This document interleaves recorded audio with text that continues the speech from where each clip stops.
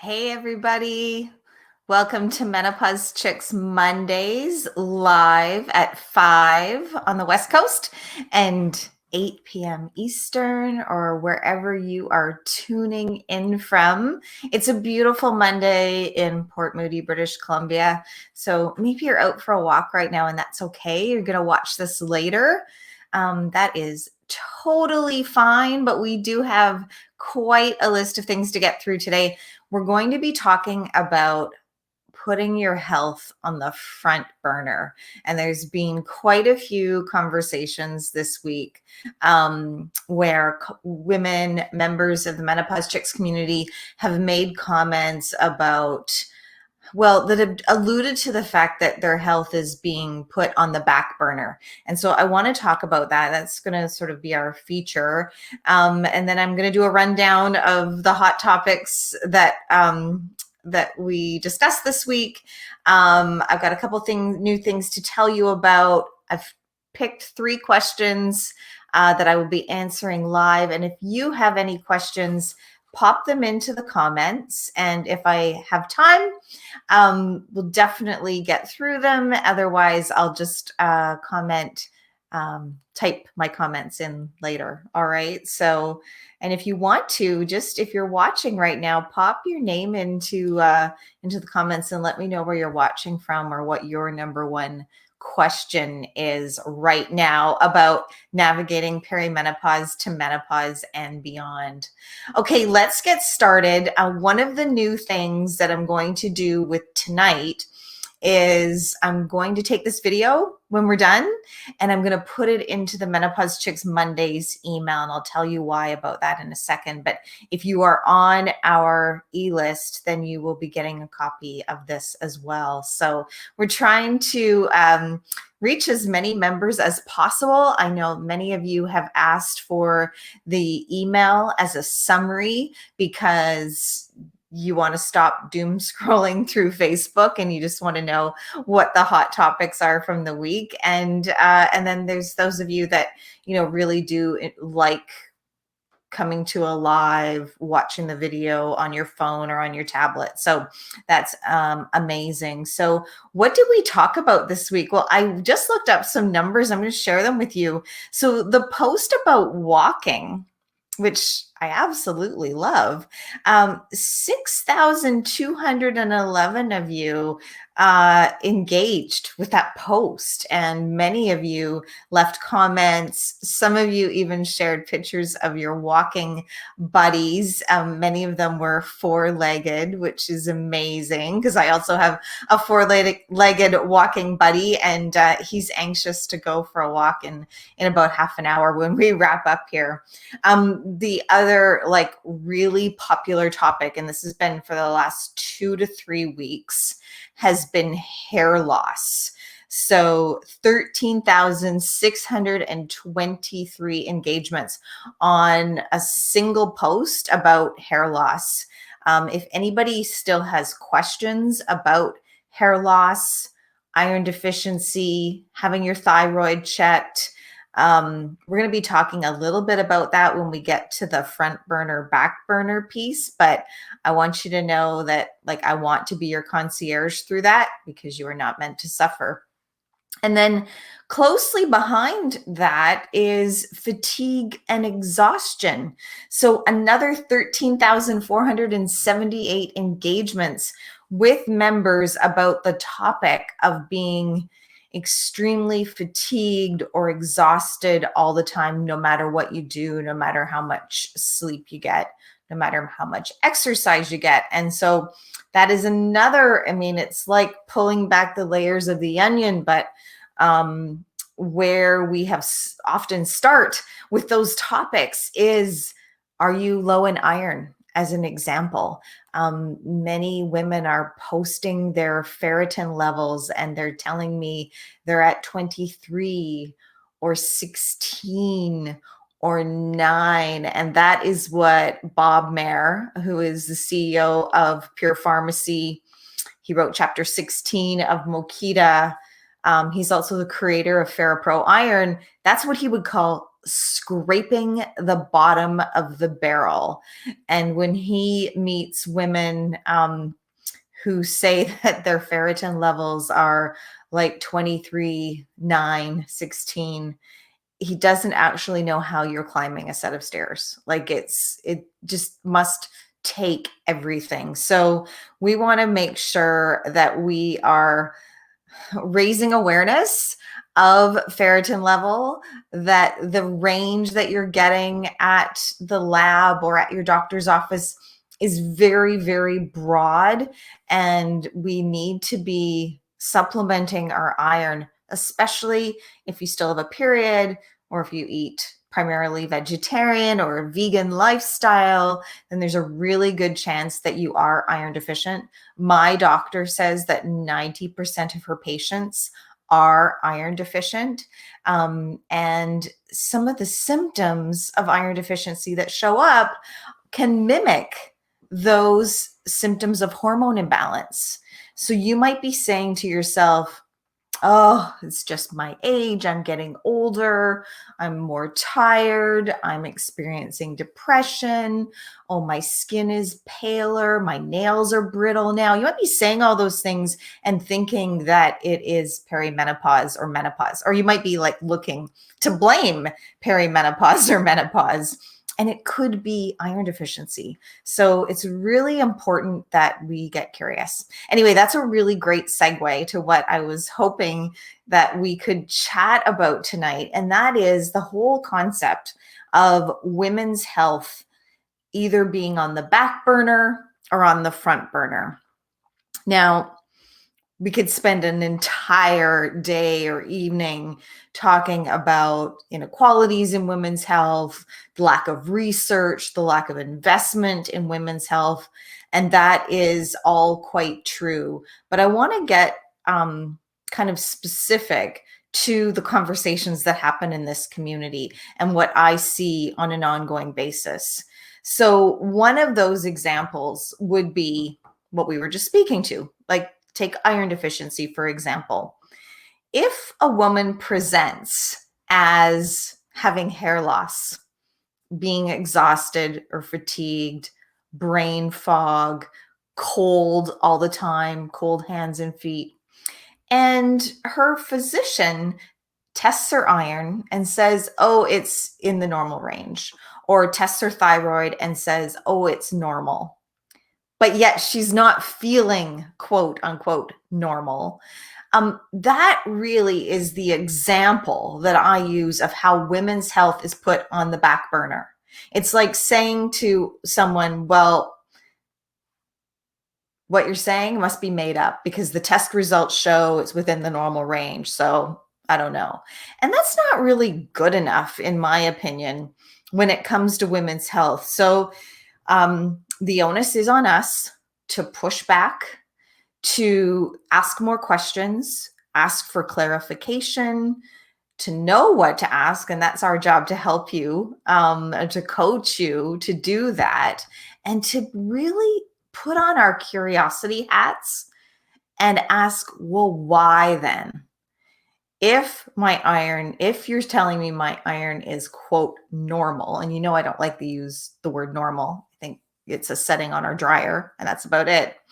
Because normal in and of itself tells women to put their health on the back burner. When we start saying things like, oh, it's normal to bleed for 30 days in a row, or it's normal to wake at 3 a.m. No, it's not.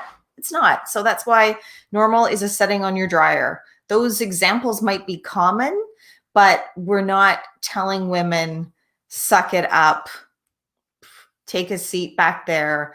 You just have to get through it. We're not telling women that. Instead, we're telling women you deserve quality of life, and that if you get curious and that you have an investigative health practitioner who's willing to work with you to find and treat the root cause, that there are viable solutions, and that you're not meant to suffer. So yeah, I don't know where I was going to go with that, but I really just want those women who are presenting with less than quality of life, that their quality of life is being compromised. to not accept the fact that, oh, my tests all came out, I was tested and they all came back as normal. We really need to know. And as the chart that I've shared like hundreds of times now in this community that shows ferritin levels, ideally would be 80 to 100. Some women feel fine at 60, but you can start to lose your hair at 55. So it's really important that, and everyone's experience is going to be different, right? Like I'm someone who has to manage her iron stores, iron levels, but I don't lose my hair. But I do experience, the brain fog, the brittle, dry nails, the depression, the fatigue, the exhaustion, if I'm not if my ferritin's not at an optimal level. So know the number is tip one. It's not enough just to hear that you're within the normal range. Know the number and then bring the number back to us and we can help you plot through that. And, I'm using iron and iron deficiency as an example tonight, but there are many others, examples of where women's health is being put on the back burner. And so let's jump to, the most common experience of perimenopause is heavy bleeding or irregular bleeding. But heavy bleeding accounts for 70% of gynecological visits. So 70% of a gynecological visit is because of heavy bleeding. And most of that, as is in perimenopause. And if you are being told, oh, that's just part of perimenopause, that's just part of being a woman, it'll be over soon, don't worry. All of those things, in my mind, are equivalent to telling a woman, put your health on the back burner. Just get through it. And that's not good enough. Heavy bleeding, yes, it's common in perimenopause, but it's also a sign that estrogen and progesterone are out of balance. And if it's extremely out of balance, if that ratio is so far apart that it's, causing debilitating symptoms that's impacting your life, your ability to exercise, your ability to drive your kids to their activities, your ability to go to work for 2 to 3 days a month, then that's worthwhile putting on the front burner and saying, no, that won't work for me. I actually need a solution. I'm curious about whether progesterone therapy would help me. Can you point me towards some resources where I can learn more about estrogen dominance and if this is me and what I'm able to do about it? So that would be another example where I fear that we have an entire society filled with women who may or may not have checked what some of the misconceptions, what some of the myths that they may have inherited, like, being a woman is equal to suffering and pain and inconvenience. And I don't think that we were designed, quite honestly, to endure all of that. I think that we were designed to do some amazing things with our bodies, but not at the compromise or the detriment of our health and our quality of health. So, does anybody have any comments about front burner or back burner? Do you know what I mean? I just want every woman's health to be on the front burner. Like, quite honestly, that is my goal with Menopause Chicks. So I wanted to tell you, I'm just going to switch gears for a second. I think I mentioned it last week, but if you haven't already downloaded the Live Pure Journal, this is a magazine that's published by Pure Pharmacy. You can pick up a free copy if you live in British Columbia at any Pure Pharmacy location, but you can also download it for free. I am the guest editor this month, and the table of contents was actually designed by our members. It was designed by you and by all of the questions that you asked. And then we went and, through the graciousness of some amazing health professionals who contributed articles and stories to answer your questions. I'll just give you an example of what's in here. And then I'll pop in the link so you can just download the PDF right from Facebook. And it'll also be in the email as well. Sexual desire, aka libido. Our number one question in 2019 and 2020 was around women's sexual desire. So I did a Q&A with Dr. Lori Brotto.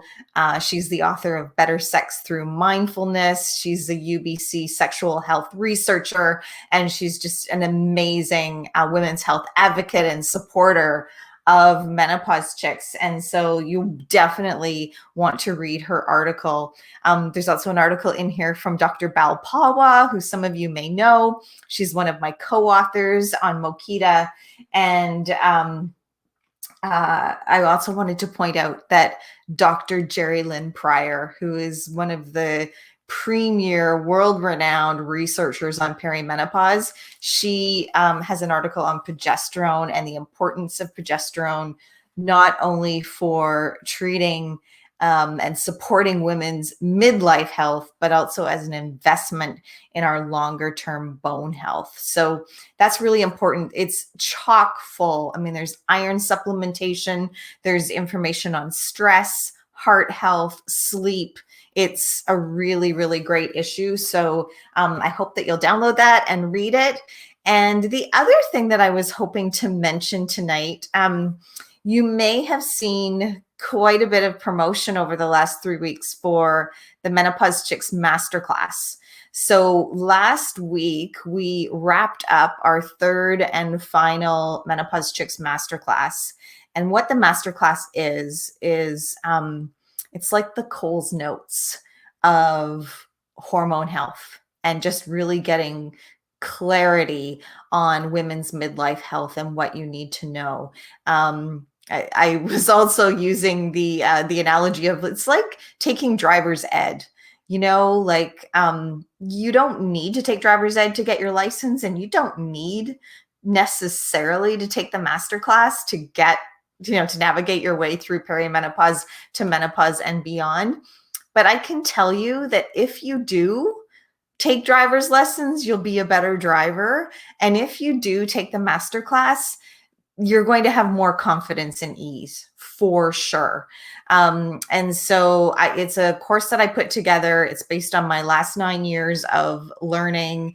It includes an e-copy of my book, Mokita, How to Navigate Perimenopause with Confidence and Ease. It includes a gift card for Pure Pharmacy, and it includes me for 30 days. And so after some of your feedback, I've decided I'm going to turn that into an on-demand course so that if you missed it, that you will just have a chance to grab it and download it, still take advantage of all the bonuses, still take advantage of private texting with me for 30 days. And what that includes is, if you don't know where to look for a hormone balance expert or a pelvic floor physiotherapist or anyone that you want to invite to your health team, then I will be your concierge for that and answer any questions that I can or point you towards quality information. So if you're on our email list, just watch for our email later tonight, and I'll send you the link where you can sign up for the masterclass too. Okay, let's get to some questions. I've picked 3. If anybody has any questions that they want to pop into the comments now, I'd be happy to look at those too. So the first one is quite popular. It's coming from Nancy, and Nancy asks, she has an appointment coming up with either her primary care provider or her OB/GYN, and she wants to know what questions to ask. Now, I love this question because it tells me that women are being their own best health advocate, and that they are preparing for their appointments and that they're showing up wanting to be informed. So that is amazing. One of the yellow flags, though, that I do put out when we're thinking about going to see our doctor, and I often get asked the question, well, what tests should I ask for? And it's hard to write that in a Facebook response, to be honest, because I really want you to like understand the context of how I'm going to answer this. But I don't want us to treat our health professionals like a drive-through. So it's not so much about what tests to ask your doctor for, as if you're going to the drive-through and saying, I'll have the da da da da da and the combo. It's not like that. I really hope that you have a healthcare professional on your team where you're showing up and it's your job to tell an excellent story, an excellent health history of what you're experiencing. And I talk about that in Mokita. There's quite a bit of information in Mokita actually into how to prepare for your health appointment. But one of the things that I use as an example in there is how to tell your story. So 2 examples. Example number 1, woman goes in to see her doctor and she says, you know what? I'm fairly healthy, but I just don't feel like myself anymore. And I can guarantee you that her doctor has absolutely no idea what to do with that. And then the other example is woman goes in to see her doctor and she says, you know what? I'm fairly healthy, but I just don't feel like myself anymore. I used to be a good sleeper, but for the last 6 months, I wake up every morning at 3 a.m. And I also want to tell you that I'm experiencing heavy bleeding, and it used to be manageable, but now it's impacting my ability to exercise. And there are some days that I can't even go to work. So do you see the difference there? If we can tell a really good story, the second example should light up a doctor's antenna because they're curious, they're scientists, and they're problem solvers. They really, really do want to help you. So they're going to be like writing down, I can't name it all, but they're going to be thinking of things. Well, if she's heavy bleeding, we should be testing her iron because she's likely low in iron. And if she's waking up at 3 a.m., that sounds like cortisol imbalance. So that's something that we should be testing. So when I get asked what questions should I be asking my doctor, I really see it as it's our job to tell the story and to tell a really good one and make sure that it includes the impact that it's having to your life.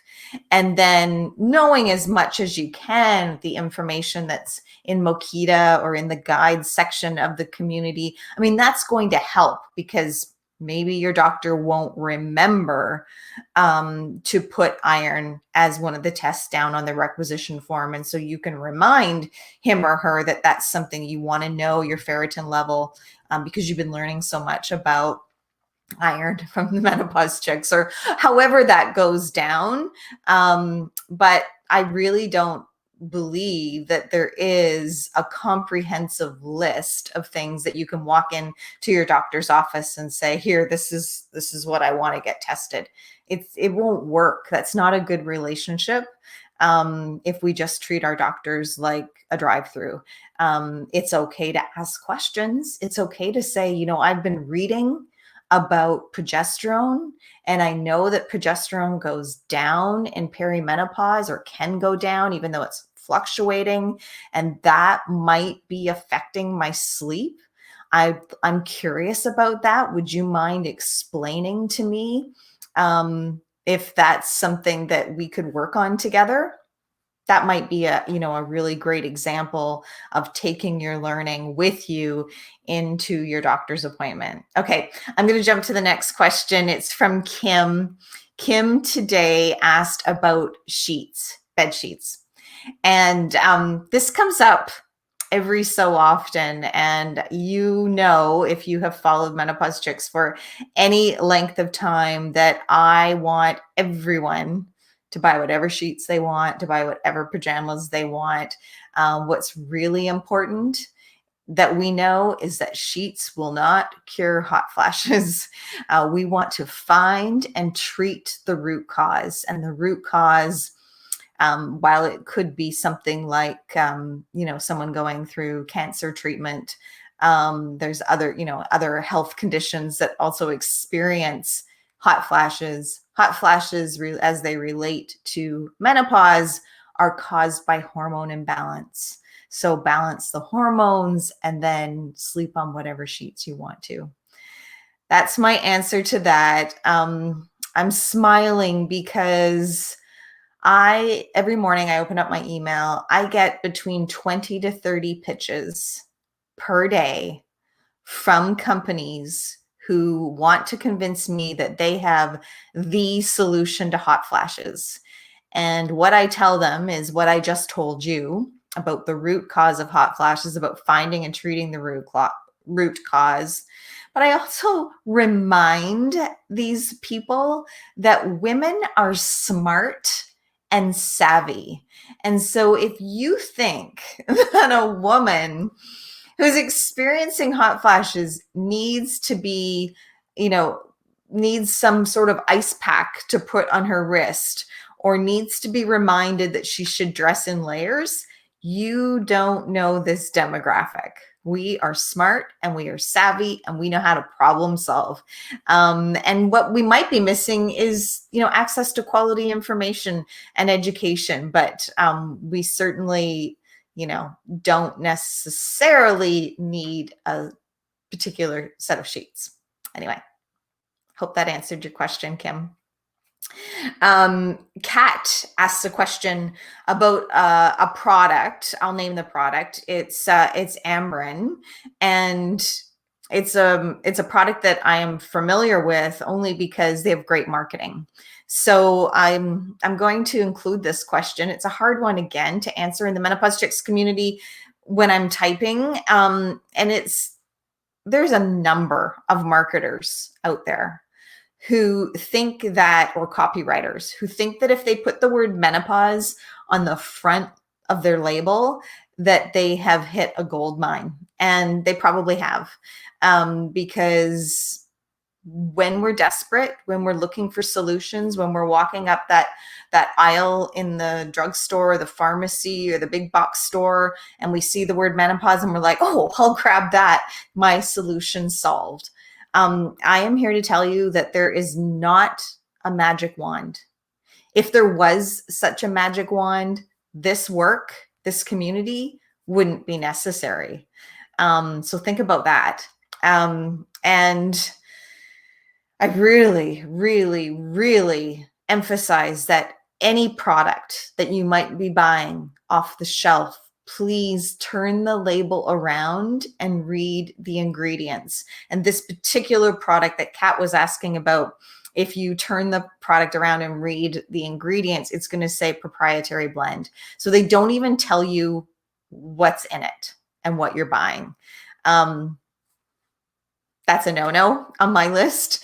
Haven't found a product that says menopause on the front that is any sort of magic wand.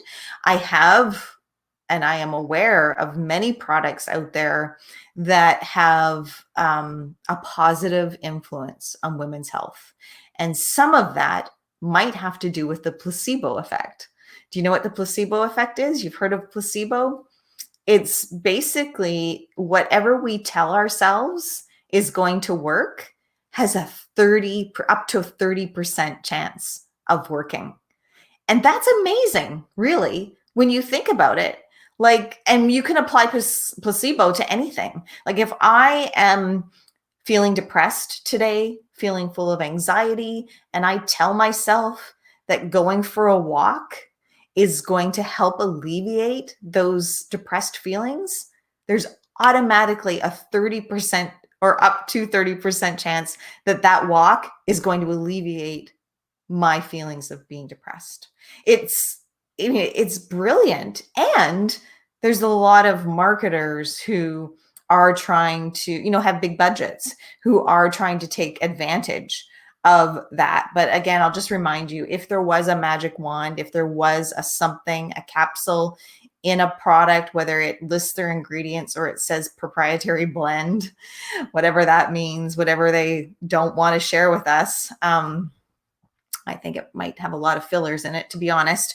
But if a magic wand existed, this work wouldn't be necessary. So it does take work. It takes learning. It takes, signing up for the master class. It takes reading the books. It takes watching the video, however you like to learn about your health. It does take some investment and it takes a little bit of work, but you are worth it. And if we don't have any more questions, I am going to wrap today's Menopause Chicks Mondays up there. I just want to leave you with that thought. Your health is worth being on the front burner. So the more of us who can move our own individual health to the front burner, I think the greater chance we have of putting women's health as a whole on the front burner. I'm going to leave it at that. I hope you have a great night. Go for a walk. Put yourself on the top of your to-do list or on the front burner, if you will. And I will see you tomorrow. Okay, have a great day.